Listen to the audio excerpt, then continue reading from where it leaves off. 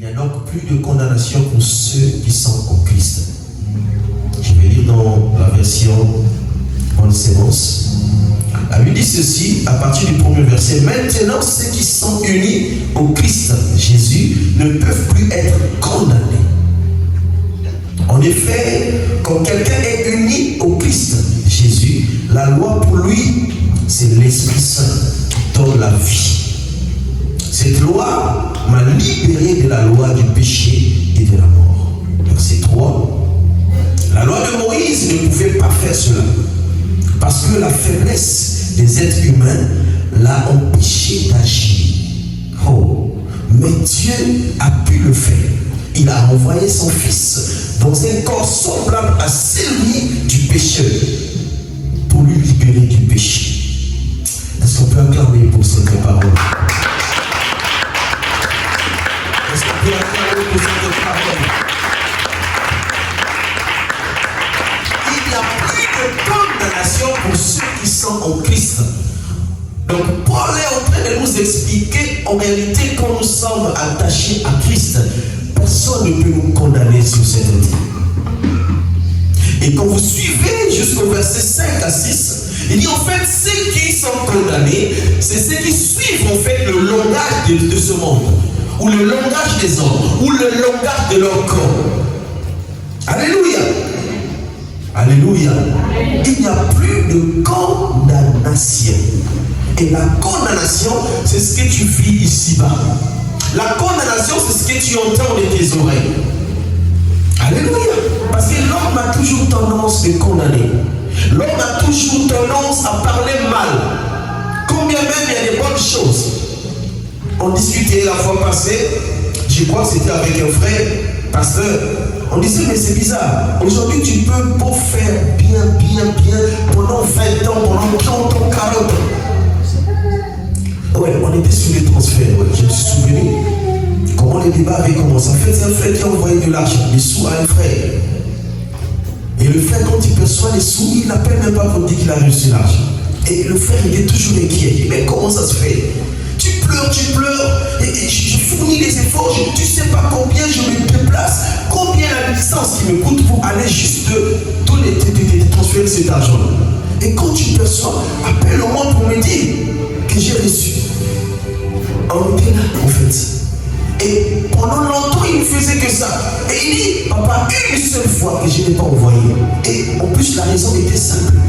Était encore bien. Parce que je ne pouvais pas envoyer, j'avais des priorités.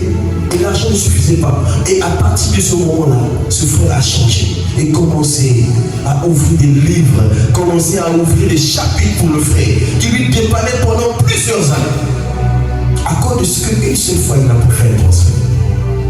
Et c'était là la base de la problème. Non, mais comme ça. Alléluia. Ce n'est pas parce que tu fais du bien que tu vas attendre le retour de cette même personne de faire du bien. Et d'ailleurs, dans la plupart des cas, la monnaie c'est toujours négatif. Est-ce que vous avez déjà constaté ça dans votre vie? C'est-à-dire que ce que tu as été dépanné, ce que tu as engagé ta vie, ce que tu as dépensé de l'énergie pour eux, c'est eux avec le temps qui te changent. Mais par contre, ceux que tu n'avais jamais aidé, ceux-là que tu n'avais jamais dépensé, même pas un rôle de ta vie, c'est ceux-là qui viennent parfois te soutenir. Alléluia. Et tu te regardes, tu te dis, mais qu'est-ce que j'ai fait? Et cet après-midi, il y a une bonne parole qui dit, il n'y a plus de condamnation. Et nous ne devons pas suivre le langage du monde. Parce que quand tu suis le langage du monde, je crois qu'il y a 2 semaines que nous sommes, pour ceux qui sont de la communauté, ils savent, c'est qui court dans les réseaux sociaux. La mort d'un monsieur qui était un peu dans la comédie, tout et tout. Alléluia. Et vous savez, ces choses arrivent souvent quand vous suivez ce qui se passe. Quand vous restez attaché à ce qui se passe. Ça fait de la vie. Bien aimé, la vie ici-bas. Le paradis existe, c'est vrai.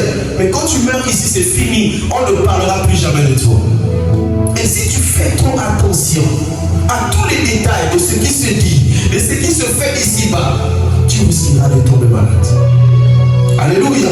J'ai écouté le diagnostic qu'en fait le frère a fait un AVC. Un AVC. Alléluia. Un AVC.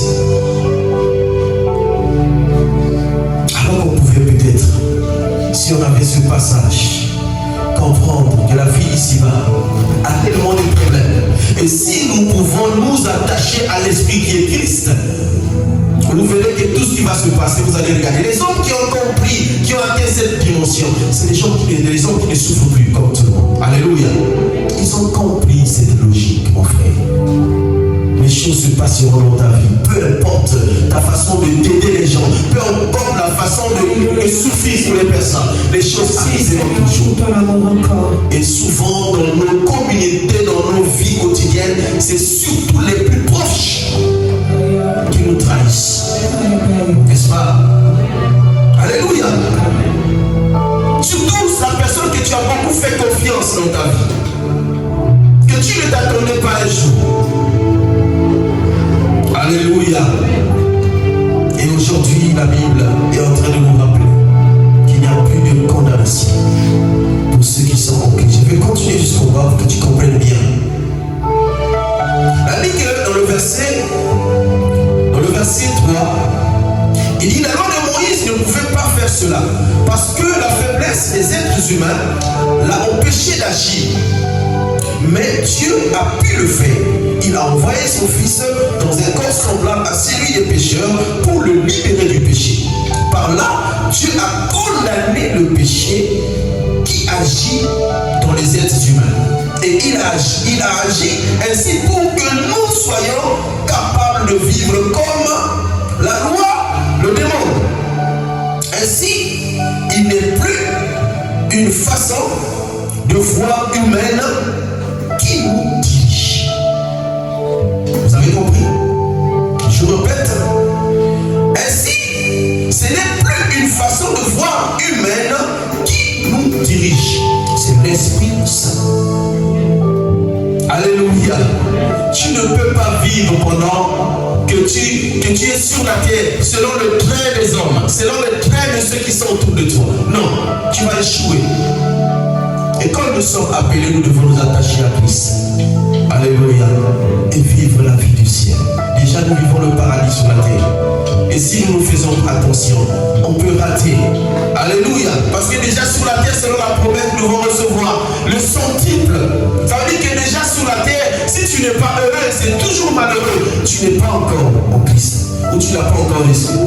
Alléluia. Ne le dis pas que tu n'auras pas des situations, que tu ne vas pas traverser des situations. Non. Tu vivras dans les situations, mais quand tu as compris la pensée de Paul, tu comprendras que tu ne vivras pas selon les situations qui traversent ta vie, mais tu vivras selon l'Esprit de Dieu. Alléluia. Est-ce qu'on peut acclamer pour le Seigneur? Maintenant, il n'y a plus de condamnation. Celui qui t'a condamné aujourd'hui, dis-lui, maintenant il n'y a plus de condamnation. Et quand la Bible dit qu'il n'y a plus de condamnation, ce n'est pas parce que tu as commis une erreur, tu as commis un péché, et quelqu'un va te le rappeler pour te condamner. Et le but de Satan, en fait, c'est ça. C'est nous rappeler toujours, nous ramener toujours dans nos erreurs. C'est-à-dire qu'il te dit, voilà ce que tu as fait. Tu as tué une personne, tu as avorté une personne, tu as fait ceci. Il te rappelle et il te culpabilise. Il te rend capable de régner même ta foi. Il te rend triste. C'est ça le but de Satan. Mais il n'y a plus de condamnation. Parce que quand Jésus est venu, il a effacé l'acte des ordonnances. Tout ce qui lui condamnait, il a effacé. Oh, quel homme! L'homme de Galilée, il est très bon. Alléluia. Il a effacé. Il a dit, voilà mon fils. Je sais que tu as commis le péché. Je sais que tu as tué. Je sais que tu as injurié. Je sais que tu as fait ceci. Mais moi, je viens pour effacer. J'efface. Maintenant, il n'y a plus de condamnation pour toi. Et celui qui se lève pour te condamner, dis-lui qu'il n'y a plus de condamnation. Il n'y a plus de condamnation. Alléluia. Il n'y a plus de condamnation pour ceux qui sont en Christ.